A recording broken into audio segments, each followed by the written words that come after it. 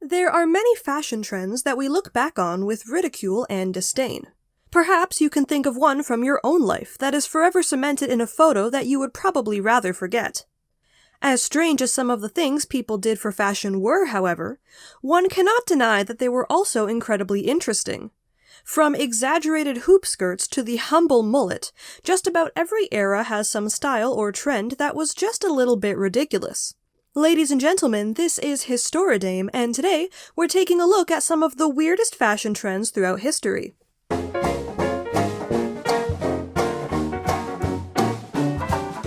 The hobble skirt was a fashion trend that came into popularity during the Edwardian period, from 1908 to 1914. Since the mid-1900s, skirts had been rapidly narrowing, and a long, slim figure was becoming fashionable. The hobble skirt was an extreme example of this, in which a floor-length skirt was sewn with a hem so narrow that it was enough to significantly affect a woman's stride, thus forcing her to take tiny steps and hobble as she walked. This skirt became popularized just as women were becoming more independent and active out in public, which does make one wonder if the trend was deliberately crafted in order to resist against the blooming women's rights movement. But that's just a conspiracy of mine. That being said, these skirts did have some variation between designs, with some being easier to move around in than others. In extreme cases, women had issues with splitting their skirts by taking too large of a step. In order to prevent this, some would even tie their legs together at the knee, while other designers concealed pleats within the fabric of the skirt in order to allow for a more comfortable step while still appearing fashionable. In many cases, however, the hobble skirt was so restricting to a woman's movement that cable cars had to create a new middle car on the line. Known as the hobble skirt car, it only required a 6-inch step to board. Hobble skirts were even reportedly responsible for several deaths. One such incident occurred in 1910, when a woman wearing a hobble skirt was killed by a loose horse at a racetrack in France. A year later, another woman was killed when she stumbled due to the restrictions of her tight skirt, and fell over the railing of the Erie Canal Bridge and drowned. Regardless of the danger and inconvenience, however, many fashion-forward women continued wearing them, much to the distaste of their partners. Like anything that women enjoy, the hobble skirt was mocked relentlessly by men. This new trend inspired hundreds of cartoons and comic postcards, resulting in it being dubbed the speed limit skirt. There were even several reports of women competing in hobble skirt races as a joke. But at the end of the day, the annoyance towards this new fashion trend was somewhat understandable. Imagine trying to walk next to your sweetheart when she's taking steps smaller than a toddler's. Though men didn't exactly have the right to talk, because this next fashion trend arguably made it even more difficult to walk than the hobble skirt.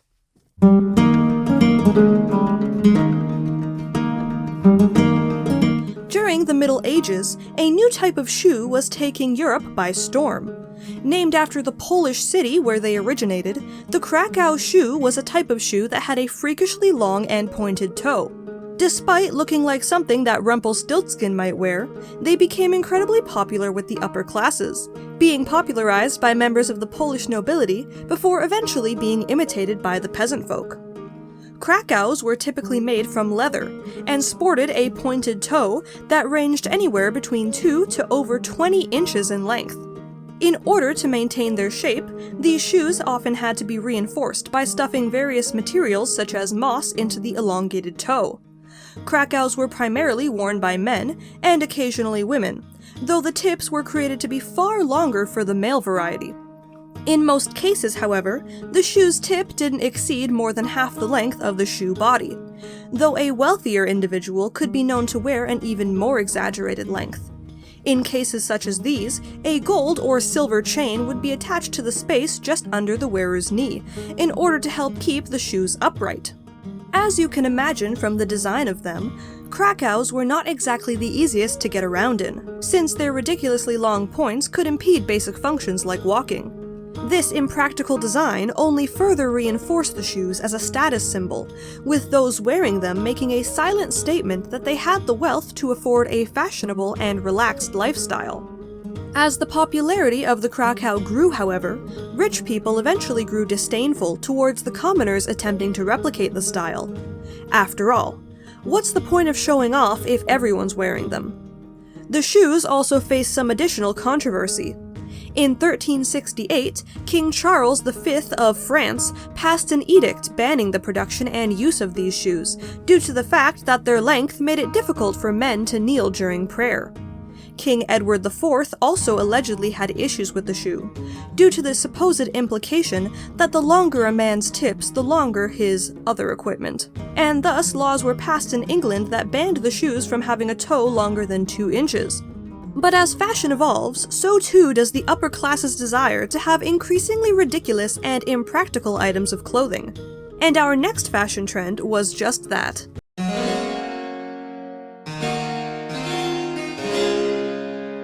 One of the most iconic fashion trends from the Tudor era, the ruff collar was yet another wonderfully impractical fashion statement that was meant to be a symbol of wealth, status, and style. Also known as the Elizabethan collar, a ruff was an exaggerated collar in the shape of a wheel. These initially began as a small frill or ruffle that sat at the neck of a shirt. Over the next few decades, however, this small embellishment would evolve into the exaggerated form that the era is now known for. With the introduction of starch in the 1560s, ruffle collars were able to expand rapidly in size, thanks to stiffness provided by the starch and a wire frame underneath the fabric. These ruffs became so large that they began to be produced as a separate accessory altogether, which was attached to the top of your shirt. During the height of its popularity, the ruffle collar was notable for its size, with some designs up to 9 inches in radius. This was not only a symbol of wealth and elegance, but also served the purpose of preventing the wearer's doublet or gown from becoming soiled by food and other substances. The detachable nature of this accessory meant that it could also be washed separately, making it easier to keep your formal clothes clean. Due to its size and stiffness, however, the ruffle collar forced an upright posture. It was also incredibly uncomfortable to wear, and could get in the way of basic tasks, such as eating. Imagine trying to enjoy a bowl of soup when you're essentially wearing a dog cone around your neck. Queen Elizabeth I favored the ruffle collar, and continued to solidify the trend during her reign, often seen wearing them in her portraits. She reportedly even received one as a New Year's gift in the year 1565. During her time as a fashion icon, the most popular colors for a ruffle collar were white, yellow, pink, and blue. The Queen eventually took issue with blue ruffs, however, even going as far as to ban them from the country, due to the fact that the flag of Scotland was also blue. I mean, what's next, Elizabeth? Are you going to ban the sky, too? The ruff did eventually fall out of fashion as English society and Europe in general gravitated towards practical and functional fashions, rather than the excess of the past decades. And thankfully, there was nobody that was advocating for its swift return.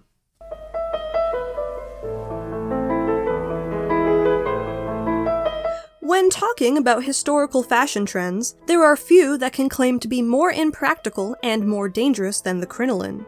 During the mid-1800s, a new type of petticoat appeared on the fashion scene. Known as the crinoline, this was a cage-like structure made from whalebone, wire, or wood. Prior to the invention of these structured petticoats, women had to wear many layers of stiff undergarments in order to hold the shape of their dress. This new type of petticoat allowed them more freedom of movement, and made it easy to achieve the bell-like shape that was so fashionable at the time. However, the crinoline also provided many issues when it came to getting around, and could even be deadly.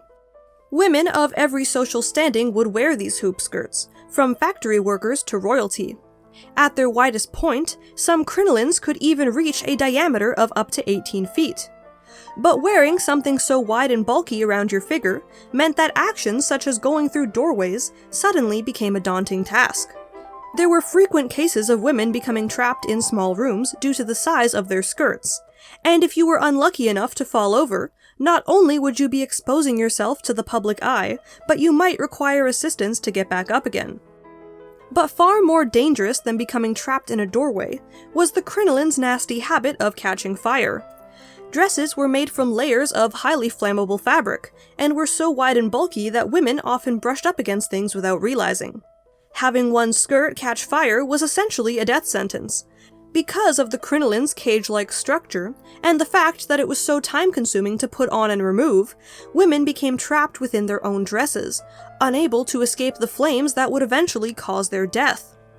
It is estimated that during the 1850s to the 1860s, around 3,000 women died in England alone due to crinoline-related fires. Though it is difficult to find reliable statistics on such fatalities, Florence Nightingale estimated that at least 630 women perished from their clothing catching fire. The crinoline obviously had some issues to iron out, and by the 1870s it was replaced by the far more sensible bustle.